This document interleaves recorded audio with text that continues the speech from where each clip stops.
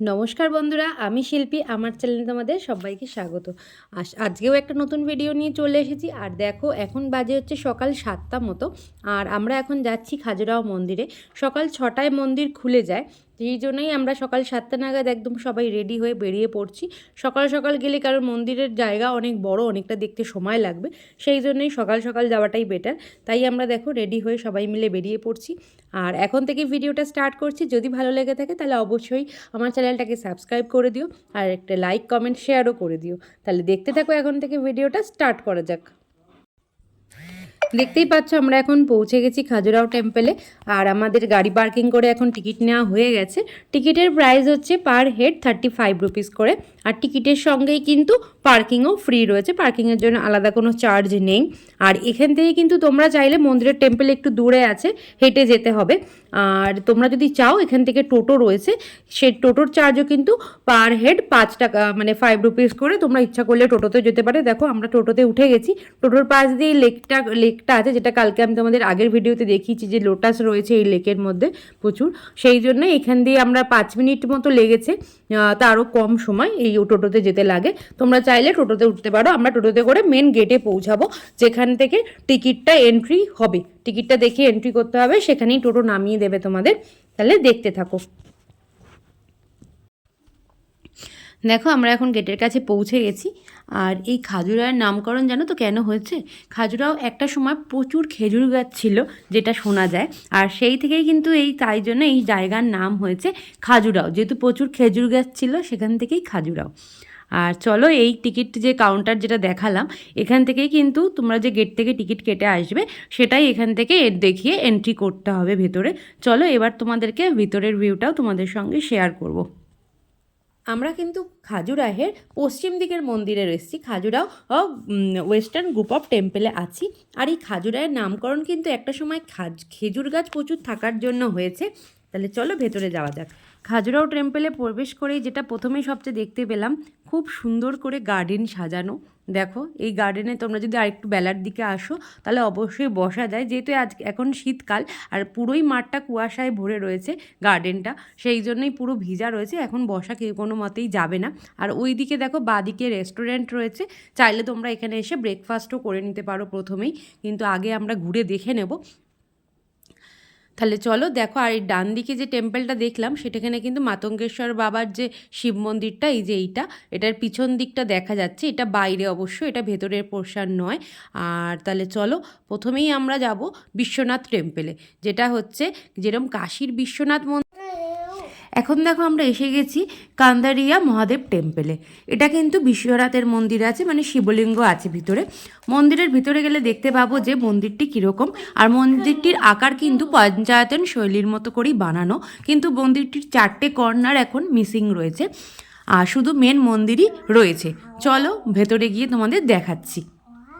এই মন্দিরের স্ট্রাকচার কিন্তু অনেকটাই মাউন্টেনের মতো। তোমরা যখন পাশ দিয়ে এসে দেখবে, পুরো পাহাড়ের মতোই এই মন্দিরের স্ট্রাকচার, অনেকটা উঁচু।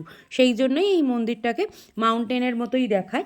আর দেখো, চলো তাহলে এবার ভিতরে প্রবেশ করা যাক। সিঁড়ি দিয়ে এবার আমরা ওপরে ভিতরে যাব।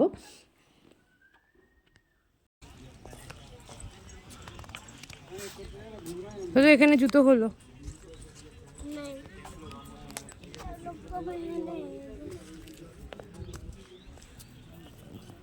আমরা এখন মন্দিরের উপরে উঠে গেছি। আর উপর থেকে ভিউটা দেখো একবার, পুরো দিকটা কুয়াশা হয়ে রয়েছে।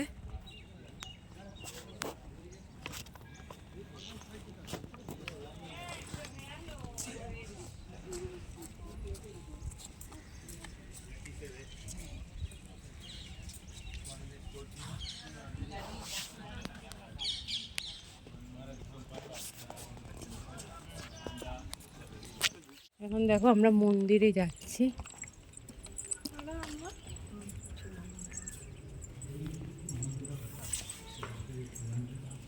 তোজো, এই বাইরেটাই দাঁড়াও। তোজো, জুতোটা বাইরে খোলো। আমরা দেখো এখন মন্দিরের ভেতরে প্রবেশ করে গেছি।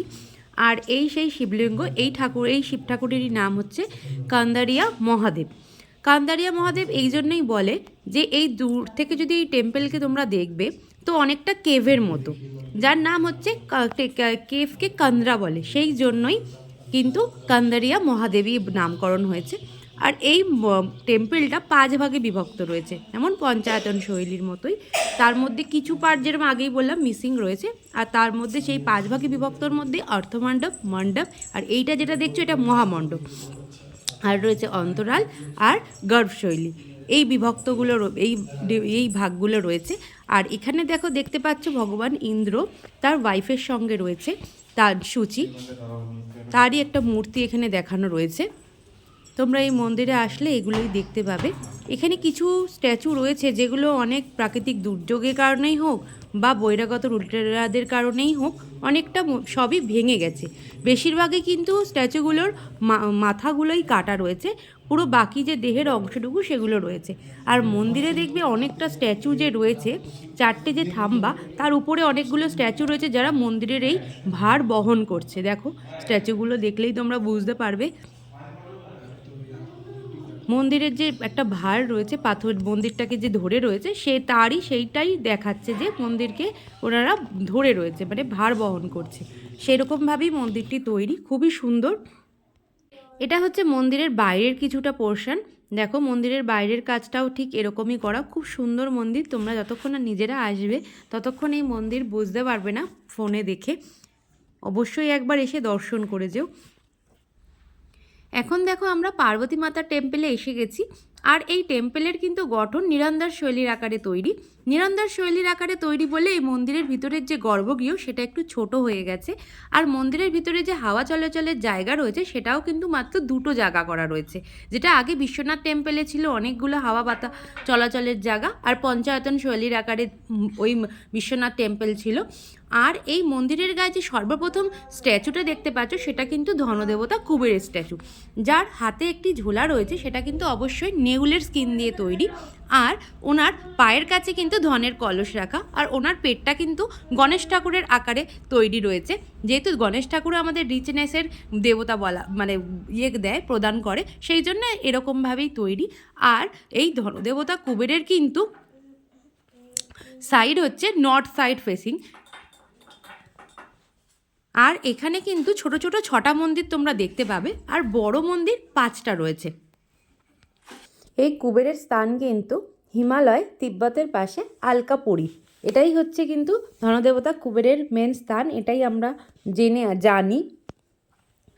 আর তাহলে চলো এবারে মন্দিরের ভেতরে প্রবেশ করা যাক, তোমাদেরকে দেখাই মন্দিরের ভিতরে কীরকম পার্বতী মাতার টেম্পল রয়েছে, মানে মূর্তি রয়েছে, সেটাই তোমাদের সঙ্গে শেয়ার করব।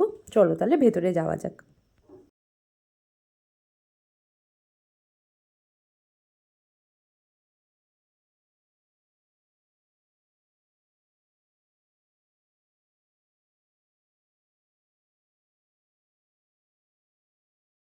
সিঁড়ি দিয়ে উঠে মন্দিরের ভিতরেই এসেই আমরা দেখতে পেলাম যেটা মন্দিরের স্ট্রাকচার কিন্তু সবই সেমই বানানো। দেখো দুপাশে খুব সুন্দর বসার জায়গা রয়েছে। আর মন্দিরের ভেতরে প্রবেশ করে যে মহামণ্ডপ যেটা রয়েছে আগেও আমরা দেখলাম, সেখানে এই মহামণ্ডপের ভেতরে কিন্তু যজ্ঞর জায়গা রয়েছে, এখানে হোমযজ্ঞের যে পুজো হয়, কারণ প্রত্যেক নবরাত্রিতে তো এখানে পুজো হয়, সেই জন্যই হতে পারে এখানে যে হাবান কুণ্ড সেটা বানানো রয়েছে। আর এদিকেও দেখো কি সুন্দর বসার জায়গা মতো রয়েছে। আর মন্দিরের ভেতর কিন্তু প্রচুর স্ট্যাচু রয়েছে। দেখো এই স্ট্যাচুরও কিন্তু দেখলাম একটা পা নেই। সে যাই হোক, প্রাকৃতিক দুর্যোগের কারণেই হোক বা বহিরাগত লুটেরাদের কারণেই হোক, মন্দিরের অনেক স্ট্যাচু কিন্তু ভেঙে গেছে। আর এটাই হচ্ছে মেন পার্বতী মাতার মন্দির আর পার্বতী মায়ের টেম্পল, যেটা দুর্গা ঠাকুর আমরা বলি। প্রত্যেক নবরাত্রিতে এখানে পুজো হয়, আর দেখতেই পাচ্ছ বাইরে এখানে পুজো আজকেও হয়েছে, ফুল রাখা রয়েছে। আর দেখো অর্ধেক স্ট্যাচুই কিন্তু যে বললাম ভেঙে গেছে কোনো না কোনো কারণেই হোক। প্রত্যেকটা স্ট্যাচুরই কিন্তু মাথাটাই মেন হচ্ছে ভাঙা। আর দেখো স্ট্যাচুর উপরে যে দেখো এই যে মন্দিরের যে ভার বহন করে রয়েছে, যেটা আগের টেম্পেলেও আমরা দেখলাম বিশ্বনাথ টেম্পেলে, খুবই সুন্দর প্রত্যেকটা স্ট্যাচু, খুবই সুন্দর। এত যে হাজার হাজার হাজার বছরের পুরনো মন্দিরে এত সুন্দর, যে তখনকার দিনেরও যে ইঞ্জিনিয়াররা যে এত সুন্দর যে বানিয়েছে। বাইরের দেখো মন্দিরের ভেতরে কিন্তু কোনো লাইট নেই, বাইরের লাইটই কিন্তু এই যে থাম্বাগুলোর মধ্যে রিফ্লেক্ট হয়ে ঠাকুরের ওপর পড়েছে, যার জন্য ঠাকুরকেও এত সুন্দর আলো না থাকার পরেও দেখাচ্ছে। আর দেখো এখন আমরা হাঁটতে হাঁটতে চলে যাচ্ছি সরিয়া মন্দিরে। এই সরিয়া মন্দিরের নামকরণ হলেও এটা কিন্তু চিত্রগুপ্তের মন্দির। চিত্রগুপ্ত মন্দিরেই আমরা এখন যাব, চলো তোমাদেরকেও পুরোটা দেখাবো ভিতরে। এখন আমরা এসে গেছি সরিয়া মন্দিরে। সরিয়া মন্দির হলেও এই মন্দিরের নামকরণ কিন্তু চিত্রগুপ্তের সাথেই চিত্রগুপ্তের মন্দির হিসাবেই এই মন্দির পরিচিত। তাহলে চলো আমরা ভিতরে গিয়ে দেখি এই মন্দিরও কীরকমভাবে তৈরি। এখানে কিন্তু সব মন্দিরের আদলই অনেকটা একই রকম, কিন্তু ভেতরে গিয়েলেই দেখা যাবে এই চিত্রগুপ্তের যেখানে মূর্তি কীরকম রয়েছে সেগুলোও তোমাদের সঙ্গে দেখাবো। তাহলে চলো ভিতরে যাওয়া যাক।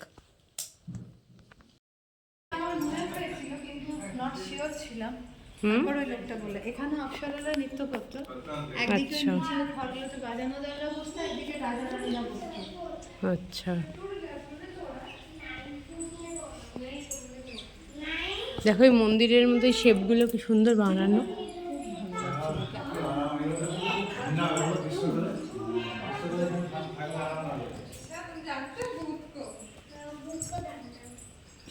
ওই যে মন্দির দেখেছো,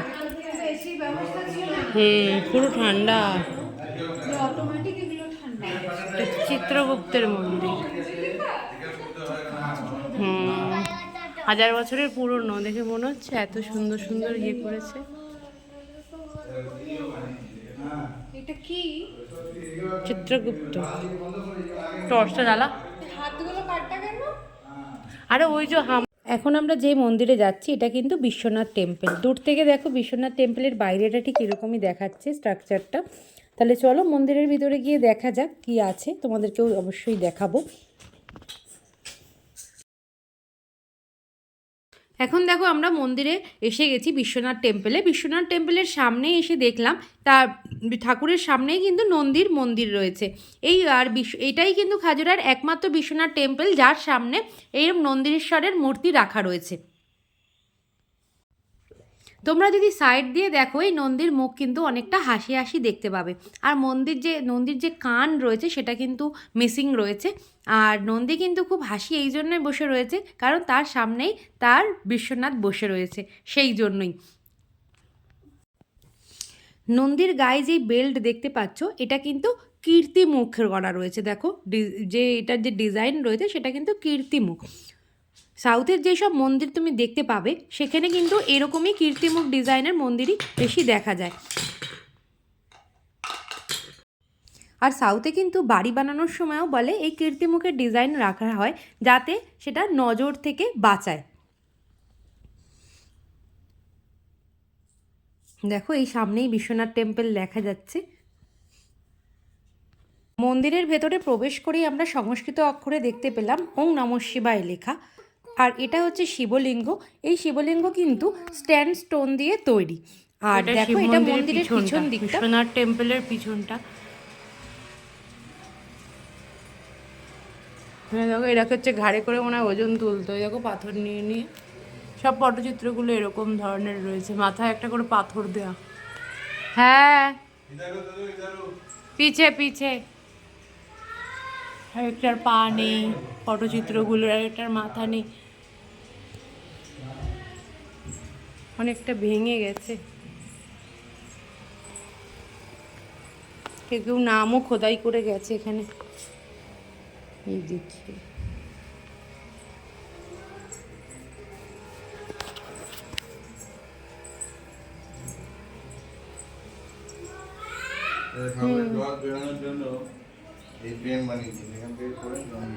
আচ্ছা এটা ঠাকুরের জল বেরোনোর জায়গা।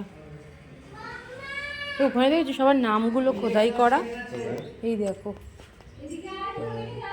কত নাম খোদাই করা আছে এখানে। কিভাবে করবে এটা, এই দেখো বুঝেছো, এখানে সব বসার জায়গা দেখো এগুলোতে। হ্যাঁ এগুলো সব বসার জায়গা। এখন আমরা যে টেম্পলের সামনে চলে এসেছি এটা হচ্ছে লক্ষ্মণ টেম্পল। কিন্তু এই লক্ষ্মণ টেম্পলে প্রবেশ করার আগে আমি তোমাদের দেখাবো বরাহ টেম্পল। তাহলে চলো আগে বরাহ টেম্পলের তোমাদেরকে বিষয়ে কিছু জানাই, তারপরে তোমরা লক্ষ্মণ টেম্পলে আমরা ভেতরে প্রবেশ করব। বরাহ টেম্পলে আমরা এখন এসে গেছি। আর বরাহ টেম্পল মানে কিন্তু এখানে ভূদেবী থাকবেই, কিন্তু ভূদেবীর মূর্তিটা মিসিং রয়েছে, তার চরণ দুটি রয়েছে, তার চরণে পায়ের তোড়া, পায়ের আঙুট এগুলোই দেখা যাচ্ছে। আর তার পাশেই ঠিক রয়েছে কিং অফ স্নেক কোবরার রয়েছে, কিন্তু তার মাথাটাও মিসিং আছে। আর এই বরাহর কিন্তু মুখে দেখো একটা সরস্বতীর মূর্তি রয়েছে, খুব সুন্দর লাগছে। আর এবারে আমরা চলে এসেছি লক্ষ্মণ টেম্পল। লক্ষ্মণ টেম্পল মানেই পশ্চিমী মন্দিরের মধ্যে দুটো মেন মন্দির রয়েছে, তার মধ্যে কিন্তু এই লক্ষ্মণ মন্দিরও একটা। এখানে আছে একটা প্ল্যাটফর্মে 5টা মন্দির।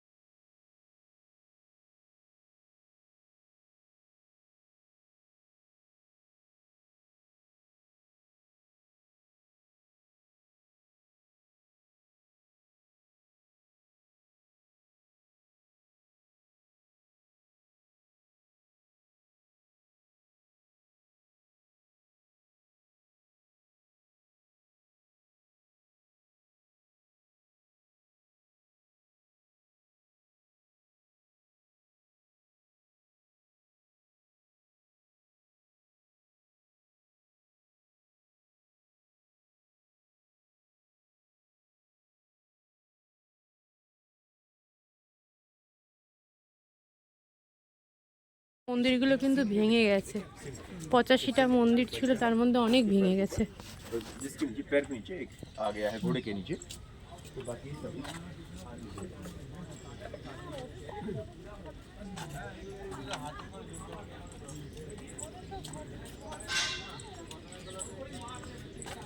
দাও বোতল দাও। এখন আমরা মেন লক্ষ্মণ টেম্পলে চলে এসেছি। যদি লক্ষ্মণ টেম্পলকে আপনি ভালোভাবে দেখেন তাহলে কিন্তু পঞ্চায়েতন শৈলীর আকারেই তৈরি এই মন্দিরটি। আর এটা বাস্তুর কথা যদি বলি, এটা পুরোটাই হিউম্যান বডি পার্টসের উপরে রিপ্রেজেন্ট করছে। মন্দিরটাকে যদি ভালোভাবে দেখেন তাহলে স্টেপগুলো যে রয়েছে, প্ল্যাটফর্মটা যেটা হচ্ছে সেটা কিন্তু ফিটের সাথে তুলনা করা হয়েছে। আর স্টেপগুলো যেটা হচ্ছে সেটা বডির থাইয়ের সঙ্গে থাই পার্টের সঙ্গে তুলনা করা হচ্ছে। আর এন্ট্রেন্সটা রিপ্রেজেন্ট করছে কোমরের পোর্শন হিসাবে। আর ভেতরে স্টামাক বা পেট যেটা বলি মেন আইডল, সেটা হলো হৃদয় প্রদেশ। আর সবার উপরে রাউন্ড শেপের যে আছে স্টোনটা, সেটাকে চাকরিকা বা আমলাক, এটাকে মাথার সাথে তুলনা করা হয়েছে। আর একদম উপরে না একটা নারকোল আছে, সেটা কিন্তু বাস্তু হিসাবে কেশের যা শিখা, যা সাধারণত চুলের সাথে তুলনা করা হয়েছে। আপনারা যখন এখানে আসবেন, মন্দিরের সামনেটা যখন ভালোভাবে দেখবেন তখনই সেটা বুঝতে পারবেন। এবার আমরা মন্দিরের বাইরেটা একটু দেখে নেব।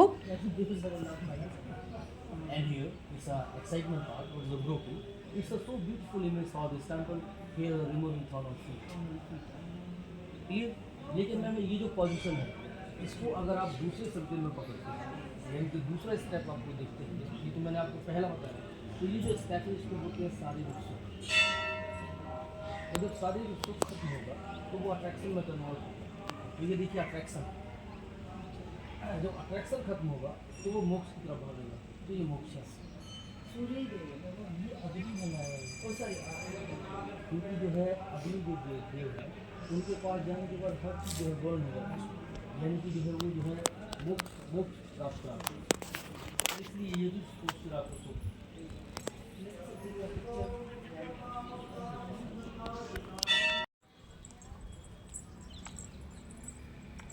এটা হচ্ছে বিষ্ণু দেবতার মন্দির।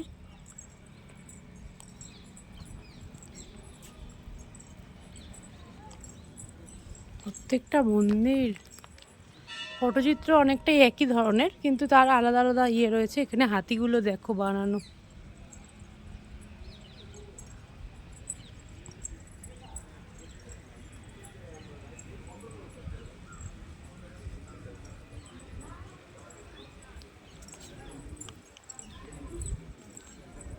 আর এইটা হচ্ছে বিষ্ণু দেবতার প্রতাপেশ্বর। দেখো এটা হচ্ছে প্রতাপেশ্বর মন্দির। এখানে কিন্তু সমস্ত ধর্মের কথা বলা হয়েছে, যেমন ইসলাম ধর্মের চার্চ রয়েছে, বুদ্ধিস্টদের রয়েছে, এখানে কিন্তু হিন্দু ধর্মের মন্দির রয়েছে, জৈনদের মন্দির রয়েছে, আর আছে গুরুদুয়ারা।